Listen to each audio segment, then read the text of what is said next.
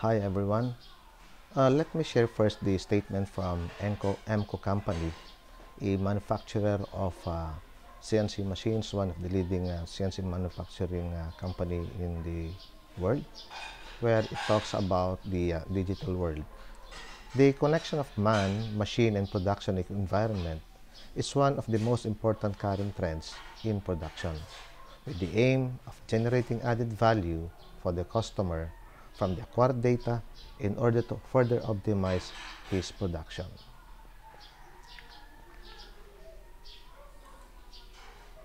I will be discussing on the following topics: the introduction to digital manufacturing, which covers manufacturing in a digital world, shop floor management, virtual workflow, and I will just be discussing it in a very short manner. And next we have the training system. What appropriate training system, or what are the factors that are to be looked into in order to establish what we call a training system. And then we are going to focus more on the CNC technology. So we are going to have the CNC technology training system. So before proceeding to the discussion, I would like to share to you first the slide from EMCO, which discusses about advanced technology in CNC, which has something to do with the advanced digital manufacturing system. M-Connect, the intelligent platform for integrating machines in the production environment.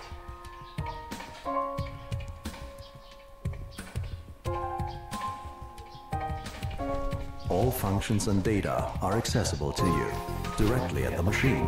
The dashboard shows you the current machine status at a single glance.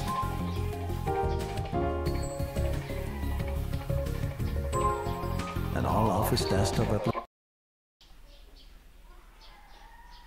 applications and data are available on the machine.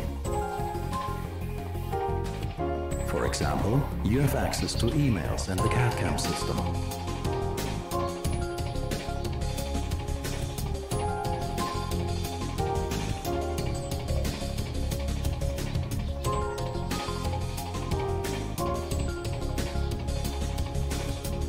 Special apps at the machine console help you to optimize the process flow.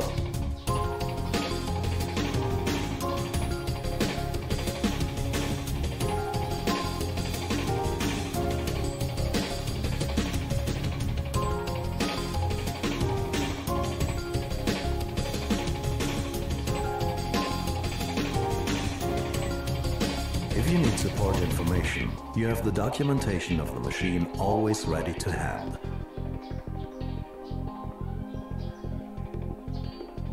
Rapid analysis and problem solving by the experienced EMCO service team saves time and unnecessary service visits.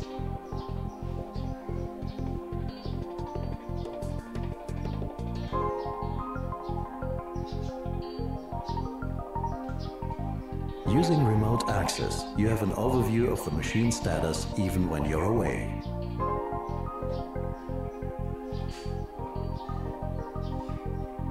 Important apps and functions always ready to hand.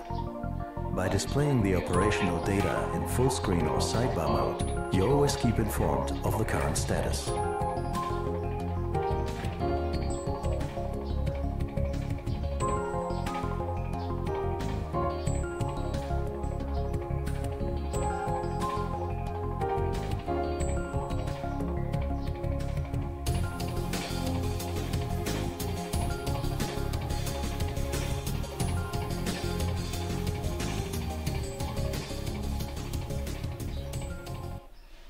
Okay, so that's it. Nakita po natin na yung technology developed by EMCO, na kung saan makikita po natin its application in digital manufacturing. So manufacturing in a digital world, digital manufacturing requires connectivity and networking of the production environment and enables functions such as CAD/CAM systems, wherein it allows access to office computers from one office to another office without going directly to the site. And then we have the web browser for access to information and IT applications, as well as interfaces for seamless integration into the operating environment. This is one good thing, no? Yung tinatawag po nating seamless integration, which means to say, halos walang namimiss, no? Although, wala sila actual dun sa mga locations na ito. Remote diagnosis and maintenance of the machine. The MCO, yung mga machines po nila, mga CNC machines po nila, actually, they can do a diagnosis and maintenance of the machine remotely via over the internet, and creates the conditions for the paperless machine workplace. So paperless na siya since we are going to use sa digital manufacturing systems, everything are used there are all softwares and information technology. Clear monitoring of the current machine status in the production data, ensure structured production process, and design as an open platform for machine integration into the production environment. And under the shop floor management, these are the things that are needed to be considered. No? Yung mobile view, detailed planning, integrated yung system. Makikita po natin ito, lagi sinasabi, integrated system and then paperless workflows, and machine and manufacturer independent. Virtual workflow. So, virtual workflow, meron na tayong tinatawag nating working system, full programming siya. You can do simulation and 100% identical behavior machine and PC. Say, for instance, you're using a simulator as if you are working on the real machine.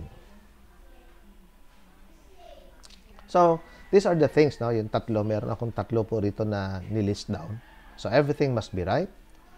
Hindi lang basta training system, it must be a right training system. And then yung curriculum. The curriculum should be according to the industry demand. It must be designed according to industry demand. At alam naman po natin that this should be enhanced from time to time. So, the right curriculum and learning resources. And lastly, yung right and competent trainer. So, here comes yung tinatawag nating need, because the technology is rapidly changing, and so the faculty must also need to undergo regular training in order to enhance its skills according to the required skills in the industry, which will then, yun na kaya ngayon i-apply sa pagtuturo sa kanyang mga estudyante. Then, the training system. If we're going to look on the training system, we must have to consider these things. It must be modular, flexible, consistent, and of course, must be aligned with industry requirement and standards. Now, nakita na natin kung ano dapat i-consider natin sa isang training system. When it comes to CNC technology training system, actually there are five major na tinatawag po natin mga components for a training system under CNC technology. Before, nung hindi pa masyadong uso yung mga simulation, mahirap po nung araw kasi yung ginagawa, in order to produce such part, using CNC machines, nung araw you need to create the drawing manually, and then you're going to write the program manually. So, mahaba masyado yung proseso kapag gano'n. Now, sa pagtuturo naman ng CNC programming, mahirap din kapag walang tinatawag nating simulation. Then, kapag maski merong simulation, yung tinatawag nating habang gumagawa ng editing o yung tinatawag nating pagsusulat ng CNC program, kung ang software na ginagamit is from time to time kapag nagsusulat siya, may nang lumalabas na mga tinatawag nating mga comments or messages na nagsasabing tama ba ito o mali, etc., etc., then that kind of software ay medyo mas maganda kaysa doon sa walang tinatawag nating feedback na lumalabas while doing it in real time. Then, next, we have the virtual CNC machine simulation. So, dito sa virtual CNC machine simulation, here, mahalaga yung tinatawag nating CNC machine control operation as well as doing tool offsetting. So, after the student after the student have finished yung tinatawag nating training niya on how to do programming manually, on how to edit the program, next is pupunta na siya dun sa tinatawag nating how to operate the CNC machine controller. Under the operation of the CNC machine controller, hindi po pare-pareho yung tinatawag natin mga CNC machine controllers. So, it is very relevant for the students to learn on how to operate different types of CNC machine controllers. Hindi lamang iisa. Okay? Kaya lang, if you're going to do it in actual scenario, medyo mahirap at medyo matagal. No? Bakit? Kasi you need to have different CNC machines, actual CNC machines. So, dito pumapasok yung tinatawag nating yung relevance of having a virtual CNC machine simulator na kung saan this will be used in training the students on how to acquire skills on the right operation of CNC machine controllers and also doing tool offsetting. Then after that, another component is the use of CAD/CAM softwares. So, the use of CAD/CAM software, this will ease yung tinatawag nating generation ng tinatawag nating CNC program. While doing, instead of doing it manually, you can do it automatically. And this is what we call computer-aided manufacturing, which is in integration, naka-integrate siya sa tinatawag natin isang CAD system. Kaya tinawag siyang CAD/CAM system. So, ang concept niyan, i-drawing muna, i-sketch muna, gagawin muna yung model ng part na ipoproduce. Then, after creating the part, you're going to open it in another software kung kinakailangan. Pero meron na kasi mga softwares na integrated na po yung CAD tsaka CAM, meaning, ibig sabihin, meron na po siyang feature na kung saan you can do generation of the CNC program once the CAD model was already created by using that function. So in the computer-aided manufacturing, ang nangyayari lamang dyan is they're going to open the CAD file. Then after that, they're going to assign the different parameters such as the size of the cutting tools, the type of the cutting tools, the parameters on the cutting of the part, etc., etc. Okay? So, doon in-specify yung mga parameters na yon, kung ano yung mga values ng mga parameters na yon. Then after that, with the click of a button, the CNC program will be generated automatically. And then, pwede pa rin siyang i-edit at pwede rin siyang i-simulate para makita kung tama yung tinatawag nating yung pagkakaproduce ng part na ini-aim niya. Okay? And then, meron din siyang tinatawag nating feature to do, tinatawag nating quality assurance, no? Na kung saan pwede niyang sukatin kung tama ba yung part na machine niya. Then after that, pupunta na sila dun sa tinatawag nating ability checking with the use of a real-like CNC machine. So this is a simulator, no? As if you're working in a real CNC machine. So, meron ng tinatawag nating virtual CNC machine simulator. Bakit kailangan ko pa ng tinatawag nating real-like CNC machine simulator? Gaya ng sabi ko, doon sa virtual CNC machine simulation kasi, ang nangyayari dyan ay tinuturo sa bata kung paano mag-operate ng mga CNC machine controllers and doing tool offsetting, no? With a particular activity na ibibigay ng isang instructor. Dito sa ability checking with real-like CNC machine simulator, so, magkakanya-kanyang projects yung mga bata as if they are going to produce a certain part according to their design o yung ibibigay ng instructor sa kanila. Okay? They are going to produce it one by one. Kaya nga lang, virtual lamang yung part na mapuproduce nila. Hindi siya actual na part. So, ano yung advantage nito kapag meron ganitong klaseng component ng training system? Ang advantage nito, mabilis yung training. Kasi, yung tinatawag natin consumable, hindi na problema. Yung tinatawag nating magiging danger doon sa machine, hindi na rin magiging problema kasi simulator lamang siya. Doon sa safety ng mag-ooperate, ganun din kasi virtual nga lamang dahil simulator nga lamang yung ating machine.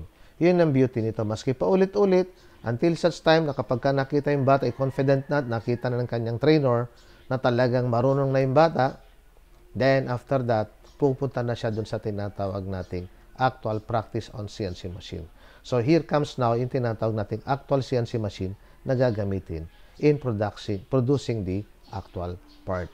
So, kapag mayroong ganitong klaseng training system for CNC technology, ay magbibigay ito ng tama na direksyon at mas efficient na pamamaraan in delivering training for CNC technology.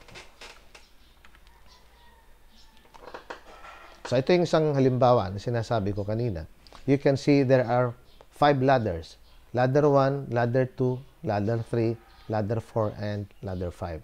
So, yung nakikita nyo rito ay mga systems that are developed by Renan. Ang Renan ay isa po siyang software developer from Taiwan.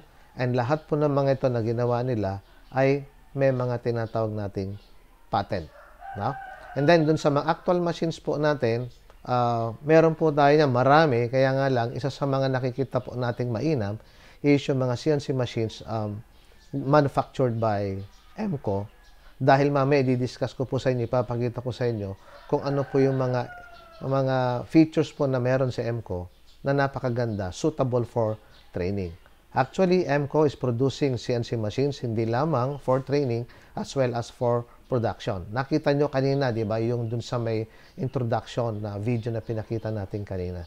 A very advanced na kind of CNC machine that EMCO developed. So, dun sa ladder 1, dito nga yung tinatawag na sinasabi ko pong dito pa lang yung bata na sila tuturuan kung paano mag-program ng CNC manually and also on how to do editing. Kung meron po kami tinatawag natin magbinibigay ng mga training online, no? Pinapakita po natin kung paano tinatawag nating pag-program ng CNC using the software developed by Renan. And then next, mayroon tinatawag nating CAD/CAM system, no? So dito sa CAD/CAM, this will build a solid foundation for the students quickly, no? And for CAM softwares, depende po kung ano yung gusto po natin gamitin, ano? But we have yung tinatawag natin CAM software is a very simple na gamitin, no? Yung tinatawag natin FrankCAM software. Then after that, meron tinatawag nating ladder 3. Yung nakikita nyo ngayon po dyan ngayon na merong video under sa may ladder 3. Ay dito makikita natin kung paano yung bata ay matututo na mag-operate ng CNC machine controller. And ang maganda rito, kapag sinasimulate niya, nakikita niya po kung paano ang nangyayari. You can view it dun sa angle na gusto ninyo. Very safe. And you can see kung paano po namamachine yung part natin. Pagdating sa actual, wala nang gaanong hirap. Hindi pa ba yan? Nakikita po natin.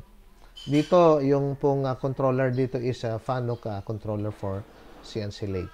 Okay? Na makikita nyo rito. Then, after that, we have ladder 4. Sa ladder 4, ito na yung tinatawag nating ability checking as if the students now are working in a real CNC machine. Pero ito is simulator lamang po. Kita nyo po yan. Merong malaking monitor po dun sa side. So, para siya nag-operate talaga in an actual CNC machine. So, kapag effective na yung bata dyan, no? Okay na yung bata po dyan sa ladder 4, pwede na po siya mag-proceed dun sa ladder 5. So, this saves time. This gives more chance and more time for the students to do practice all those simulation. No? Mas effective yan at marami na po mga studies talagang sinasabi na effective ang learning kapag meron tinatawag natin mga simulators. Okay? So, yung nakikita nyo naman po dito sa taas, ito po yung isang model ng CNC lathe machine na manufactured by EMCO. Ito naman yung CNC milling machine. Actually, there are different models, pero so far, ito po yung pinakamalit po nila. Ito po merong automatic tool changer, no? Meron siyang automatic tool changer. And you can do diagnosis and maintenance remotely. Pwedeng gawin po yan ng manufacturer kasi ginagawa po namin yan sa company. Then, meron ding isang klase kami na tinatawag nating CNC turning machine na kung saan po pwede po natin siyang integrate sa isang automation na system. Halimbawa sa production system. Yan, pwede po natin siyang integrate. Yung EMCO, meron din po siya ganong capability. And this one is developed by Amatrol from US. As well as for CNC milling machine. No? This one is also developed by Amatrol from US. Yun sa may ladder 5 natin. Now, nabanggit po kanina yung RENAN, no? Yung RENAN, ito po yung kanya mga training system, no? Which comprises of 4 ladders, no? It can deliver 4 ladders kasi ang RENAN hindi po sila nagmamanufacture ng actual na CNC machine. They only develop softwares. So for ladder 1, they have this what we call NC programming management software. You can do code debugging, wherein yung mga features na po ito, code is displayed in different color by code type, katulad na nakikita niyo po rito. Mas madali po yung tinatawag nating pag-trace kung halimbawa, no, at saka kapag pagbabasa, because color-coded po sila. Then we have the calculation of the unknown. So automatically, pwede na po siyang makatulong to calculate the unknown coordinates. Then, once the codes are done, students can do simulation to check program block by block as well as the cutting path. So, hindi lang po natin nakuha yung screenshot dito. So, meron din siyang simulation na feature. Sa ladder 2, yung nakita nyo po kanina, din sa may video, we have the virtual machine control. So, traditionally, gaya ng sabi ko kanina, we let students to run the program on the machine once the program was done. But not all students may have the chance to operate the machine. And if the operation is mishandled, it may lead to accident or wrong machine part output. So, yun po yung hassle doon. But with this, may iwasan po ang lahat ng mga yun. Okay? So, it can do realistic rendering and simulate the entire CNC machine. Then next, we have the CAM. Under ladder 3, we use Frank CAM, so students can build a solid foundation quickly. Then ladder 4, this is ladder 4. We have the CNC operation training and ability checking with real-like CNC machine simulator. Kasi nga sabi, mistake is not allowed in CNC machine. So hindi natin kayang i-sacrifice po ito pagdating sa actual CNC machine. But with this, no, kung nangyayari man sa bata, at least madidevelop siya na madidevelop hanggang sa ma-perfect niya at hindi na mangyayari ito sa kanya pagka siya ay nag-ooperate na dun sa actual na CNC machine. So, ito po yung ating CNC ladder na training system for ladder 4. Yung continuation po niya. So, teaching effectiveness will improve a lot. Both teachers and students can practice without any pressure. And it offers real operation experience. Napakaganda po nito. And then, no need to worry about collision and material consumption. Kasi sabi ko nga kanina, since it is a simulator, wala po tayong magiging problema.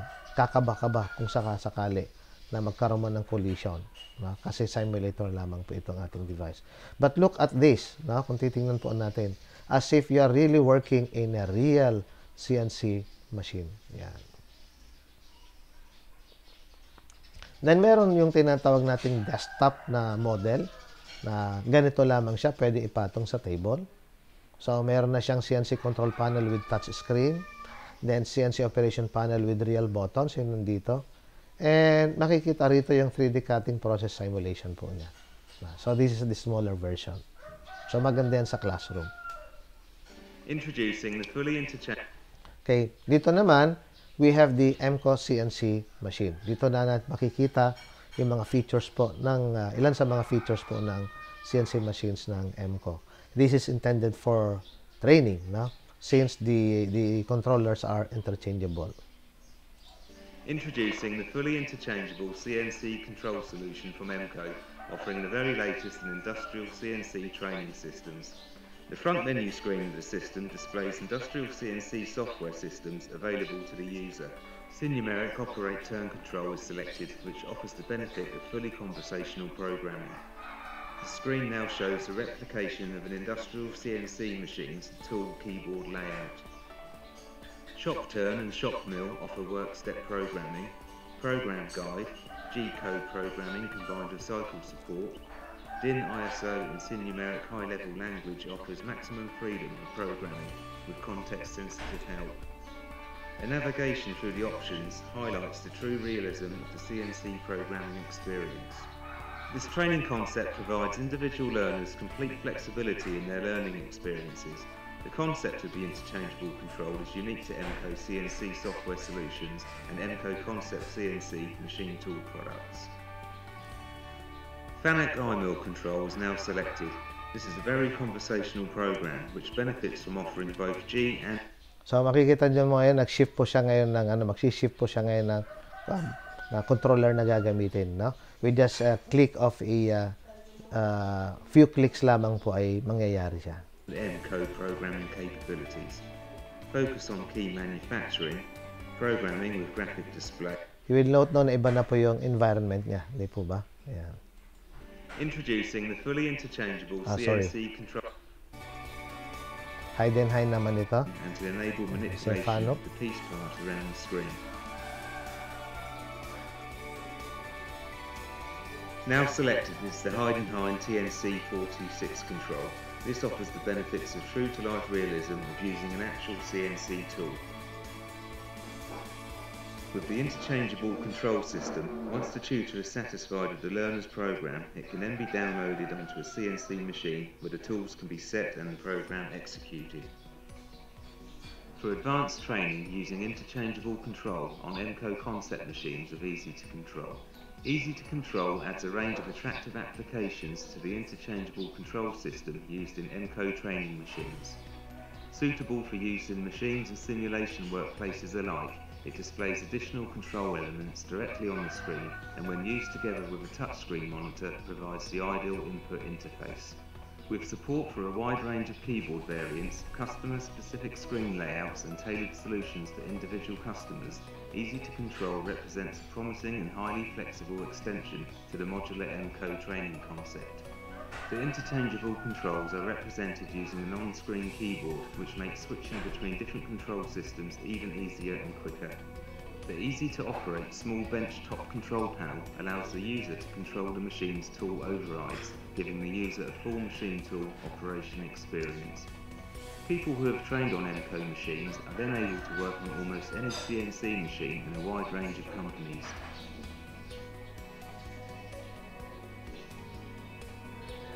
To arrange a demonstration, please contact EMCO by any of the following methods.